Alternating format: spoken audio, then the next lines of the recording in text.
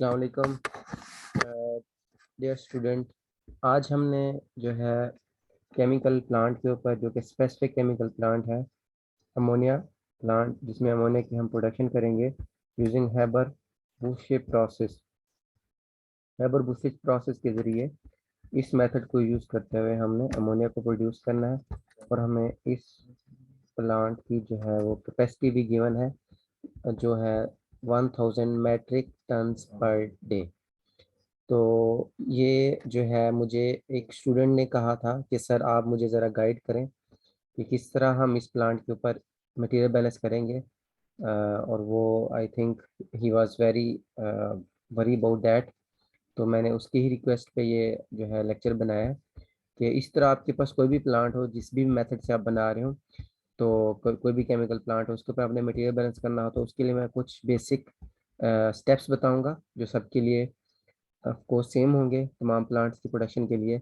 उसमें different methods हैं, आप किसी भी मेथड को यूज़ करके अपनी जो है वो कैलकुलेशंस कर सकते हैं। तो ये जो है ब्लॉक फ्लो डायग्राम आपको सबसे पहले पता होनी चाहिए। अमोनिया प्लांट है, जिसमें हमने सबसे पहले तो आपको इस ब्लॉक फ्लो डायग्राम में आपको जो है वो इनपुट स्ट्रीम्स, जहाँ पे आपकी जो है इनिशियल स्ट्रीम्स हैं, हम स्ट्रीम नंबरिंग देते होते हैं मोस्टली। ये आपके पास फीड आ रही है किसी भी डी सल्फराइजेशन यूनिट के अंदर। उसके बाद फिर आपके पास प्राइमरी रिफॉर्मर लगा हुआ है, फिर सेकेंडरी रिफॉर्मर में आप एयर इंट्रोड्यूस करवा रहे हो, फिर आपके पास एच टी शिफ्ट कन्वर्टर लगा हुआ है, उसके बाद एम टी शिफ्ट कन्वर्टर है, फिर आप low T L T shift converter की तरफ लेके जा रहे हो।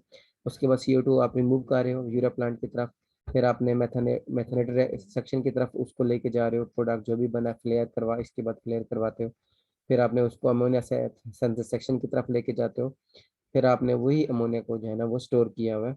जबकि दरमियान में आप जो है ना डिफरेंट सेक्शंस में कभी बॉयलर से स्टीम प्रोड्यूस करवा के हीटिंग के लिए यूज़ करवा रहे हो अपने प्रोडक्ट को, कहीं पे आप एयर इंट्रोड्यूस करवा रहे हो सेकेंडरी फॉर्म में, ताकि आपकी जो है वो कम्बस्शन रिएक्शंस हो सके। तो इसमें जो मेन इम्पोर्टेंट थिंग है वो ये है कि मटेरियल बैलेंस के दौरान आपको जो है अपने रिएक्शन का पता हो, और आपने जो है यहाँ पे यूटिलिटी स्ट्रीम को फिलहाल हम यूज़ नहीं करेंगे मटेरियल बैलेंस कैलकुलेशन में। हम सिर्फ मैस बैलेंस में सिर्फ ये देखेंगे कि आपके पास कितना इनपुट मैस है, कितना मैस फ्लो रेट का है, और कितना आपने उसमें से प्रोडक्ट जो है ना वो बनाना है। हमारे केस में जो है हम देखेंगे कि रिएक्टेंट क्या है, जो कि नाइट्रोजन और जो है कार्बन डाइऑक्साइड हमारे पास वो रिएक्टेंट में है, और जो है अमोनिया आपके पास वो प्रोडक्ट के अंदर बन रहा है। अभी इसी सेक्शन को मैं आगे लेके जाता हूँ। अलीशान बेटा, आपने इस पे फोकस करना है कि हमने अभी आगे किस तरह प्रोसीड करना है। तो सबसे पहले आप जो है बेसिस ऑफ कैलकुलेशंस बनाते हैं मटेरियल बैलेंस में, जो कि आपने काफ़ी दफ़ा अपने टीचर से भी सुना होगा, मैंने बहुत सारी बुक्स से भी पढ़ा होगा कि आपने जो है बेसिस बनानी है, आपने कैपेसिटी सेलेक्ट करनी है। तो कैपेसिटी हमारे पास इस केस में 1000 मेट्रिक टन पर डे है अमोनिया प्रोडक्शन की। तो इसी को हम लेके चलेंगे। तो ये आपका फर्स्ट स्टेप 1 हो गया। स्टेप 1 के बाद आपके पास स्टेप 2 है। स्टेप 2 ये है कि मैं आपको प्रेफर करूंगा कि आप बैलेंस केमिकल इक्वेशन अपने किसी भी रिएक्शन की, जो आपके पास जिस रिएक्शन से प्रोडक्ट बन रहा है, उसको आप सर्च आउट करो।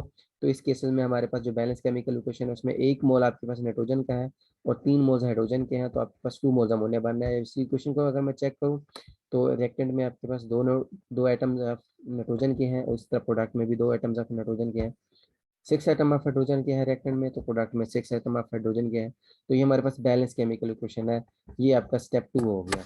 अब स्टेप 3 की मैं बात करूँ, तो हमारे पास मटेरियल बैलेंस के जो मोस्टली जो है हम मटेरियल बैलेंस को यूज़ करते हैं, वो या तो डिफरेंशियल मेथड से यूज़ करते हैं या इंटेग्रल मेथड से यूज़ करते हैं।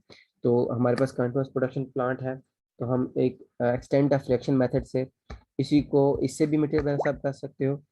और जो है यील्ड के साथ भी आप यील्ड की कैलकुलेशंस को लेके भी आप मटेरियल बैलेंस कर सकते हो। लेकिन इससे पहले आपको ये पता होना चाहिए कि आपने रिवर्स कैलकुलेशन से मटेरियल बैलेंस करना है या आपने फॉरवर्ड कैलकुलेशन से मटेरियल बैलेंस करना है। यानी आपने प्रोडक्ट की कैपेसिटी ली, उनको मोल्स में कन्वर्ट किया, उसी तरह फिर रिएक्टेंट के मोल्स आप कोरिलेट करोगे, वहां से रिएक्टेंट का मैथ निकालोगे, फिर आगे उसको रिएक्टर में लेके जाओगे। तो मटेरियल बैलेंस आप सबसे पहले रिएक्टर से शुरू करते हो। रिएक्टर में आप देते हो कि इनपुट पे आपके पास फ्लो रेट कितना आया था या मैथ कितना था, रिएक्शन कितना हुआ, उसकी कन्वर्जन कितनी हुई, और फिर आपके पास प्रोडक्ट क्या बने हैं, उनकी कन्वर्जन प्रोडक्ट किस तरह, उनका फ्लो रेट क्या है, उनका मैथ क्या है, फिर अनकन्वर्टेड प्रोडक्ट कितना जा रहा है। ये सारे स्टेप्स जो है ना मैं आपको अगली स्लाइड में एक्सप्लेन करूंगा।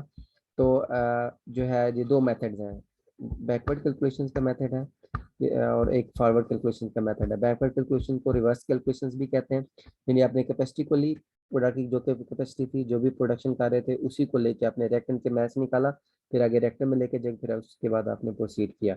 दूसरा मेथड है आपने फॉरवर्ड कैलकुलेशन की, आपने रिएक्टेंट का मैथ लिया, उसकी एट्रेशंस भी करके, जो सेम प्रोडक्ट का मैथ उतना होना चाहिए जो आपकी कैपेसिटी है उसके अकॉर्डिंग, तो उसको लेके आपने कंटिन्यू किया, फिर उसको जो है उनके मोल्स निकाले हैं, स्टोइकोमेट्रिक क्वेश्चंस निकालनी है, लिमिटेड रिएक्टेंट फाइंड आउट किया, फिर आपने रिएक्टर में लेके गया, उसकी कन्वर्जन करवाई, अनकन्वर्टेड रिएक्टेंट और कन्वर्टेड जो है रिएक्टेड वो बने हैं। तो अभी नेक्स्ट स्टेप में मैं बताता हूँ। तो स्टेप 3 में ये है कि आप अपनी सिंप्लीफिकेशन के लिए, क्योंकि जो टन्स है that is very large unit of math, तो आप इसको सिंप्लीफाई कर दो। ब्रिज मेथड लगा सकते हो आप यहाँ से। हमें पता है कि एक टन में 1000 केजी होते हैं, तो यहाँ से मैंने केजी में कन्वर्ट कर दिया। दूसरा मैं डे को आवर्स में कन्वर्ट कर लेता हूँ, तो मुझे पता है एक दिन में 24 आवर्स होते हैं, तो आपके पास ये केजी पर आर ऑफ अमोनिया आ गई, इतनी आप अमोनिया प्रोड्यूस करनी है। तो इसके और स्टेप ये भी है कि इसके आप मैथ्स से आप मोल्स बना लो, लेकिन आपने हमेशा मैथ्स बैलेंस इक्वेशन लगानी है, मैथ्स कंजर्वेशन लॉ को फॉलो करना है, क्योंकि मोल्स जो है वो आपके पास कंजर्व नहीं रहते। इस इसके बाद अब हम क्या करते हैं, आपको लिटरेचर से कुछ डाटा रिक्वायर्ड होगा। अब लिटरेचर क्या है कि आप कोई रिसर्च पेपर्स को फॉलो करोगे जो जिस लेटेस्ट टेक्नोलॉजी जो है वो यूज़ कर रही होगी इसी अमोनिया के प्रोडक्शन के लिए। तो उसमें आपको एक तो यील्ड चाहिए कि आपकी यील्ड कितनी है, कितना आपने प्रोडक्ट बनाना है। दूसरा आपने कन्वर्जन आपको पता होनी चाहिए कि कितने परसेंट आपका जो है वो लिमिटेड रिएक्टेंट कन्वर्ट हो रहा है, सिंगल पास कन्वर्जन है या ओवरऑल पास कन्वर्जन है। जैसे इस केस में आपके पास एल टी शिफ्ट कन्वर्टर भी लगा हुआ है, एच टी शिफ्ट कन्वर्टर भी लगा हुआ है। तो यहाँ पे रिसर्च पेपर या लिटरेचर का मतलब ये है कि आपने कोई ना कोई रिसर्च पेपर सर्च आउट करना है, यानी आपने गूगल स्कॉलर पे जाके वहाँ पे आपने अपना टॉपिक लिखना है कि मैं अमोनिया प्रोडक्शन कर रहा हूँ हैबर प्रोसेस से। तो वहाँ पे आपको नंबर ऑफ रिसर्च पेपर्स मिल जाएंगे, वहाँ से आपको पता चलेगा कि यील्ड बेस्ट मैक्सिमम कन्वर्जन के ऊपर यील्ड क्या होनी चाहिए, कितनी यील्ड है और मैक्सिमम कन्वर्जन कितनी पॉसिबल है, उसको आप एज अ रेफरेंस अपने जो है टीचर्स को दिखा सकते हैं। अब इसके बाद अब हम बैकवर्ड कैलकुलेशन से इस इस लेक्चर में मैं बैकवर्ड कैलकुलेशन को ज़रा एक्सप्लेन करूंगा कि बैकवर्ड कैलकुलेशन से आप किस तरह मटेरियल बैलेंस करते हो।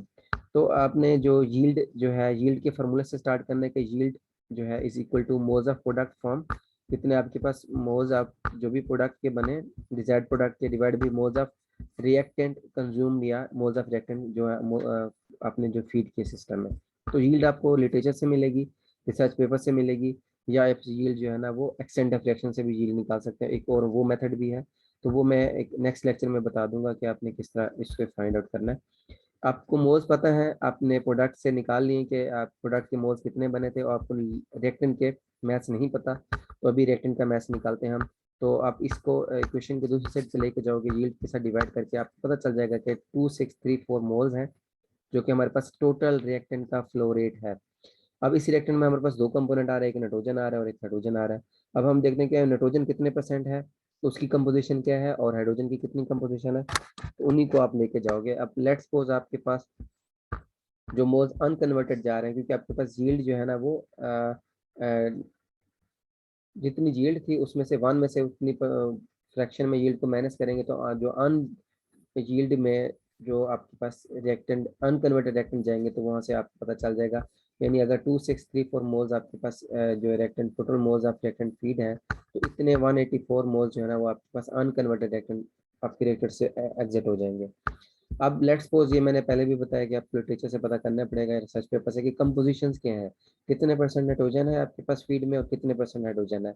इसको सर्च आउट करने के बाद यहाँ पे मैंने अज्यूम कर लिया 80% आपके पास नाइट्रोजन है, तो इनकी कंपोजिशन है, और 20% आपके पास जो है वो हाइड्रोजन की कंपोजिशन है फीड में। तो इसी को आप लेके हम आगे चलेंगे। जो है फिर जो ये 0.8 को आप मल्टीप्लाई कर दोगे 2634 के साथ, तो आपको पता चल जाएगी कि आपके पास रिएक्ट जो है नाइट्रोजन है वो फीड में कितने मोल्स उसके आ जाएंगे। और इसी तरह 0.20 को जब इसके साथ मल्टीप्लाई करोगे तो आपको पता चलेगा कि हाइड्रोजन के मोल्स जो है वो फीड में कितने हैं। जबकि अनकन्वर्टेड मोल्स निकालने हैं, तो वो आपके पास 0.8 को इसके साथ जब मल्टीप्लाई करेंगे अनकन्वर्टेड रिएक्टेंट के मोल्स के साथ, तो आपको पता चलेगा कि कितने अनकन्वर्टेड नाइट्रोजन के मोल्स जा रहे हैं, क्योंकि 80% कन्वर्जन है, 20% इसके अनकन्वर्टेड जाएंगे। इसी तरह 0.20 को जब मल्टीप्लाई करेंगे रिएक्टेंट के साथ, अनकन्वर्टेड रिएक्टेंट के साथ, तो वहाँ से आपको पता चलेगा कितने मोल्स आपके पास रिएक्टेंट के जा रहे हैं। तो आई थिंक बेटा ज़ीशान, आपको ये समझ आ गया होगा। अगर आपको कोई और कन्फ्यूजन हो या क्वेश्चन हो तो आप मुझसे मज़ीद कर लेना, मैं एक और लेक्चर बना लूँगा जिसमें मैं बता दूंगा कि फॉरवर्ड कैलकुलेशन से आप किस तरह मटेरियल बैलेंस कर सकते हैं, और जो है हम एक्सटेंट ऑफ रिएक्शन को यूज़ करके किस तरह हम यील्ड निकाल सकते हैं। Thank you.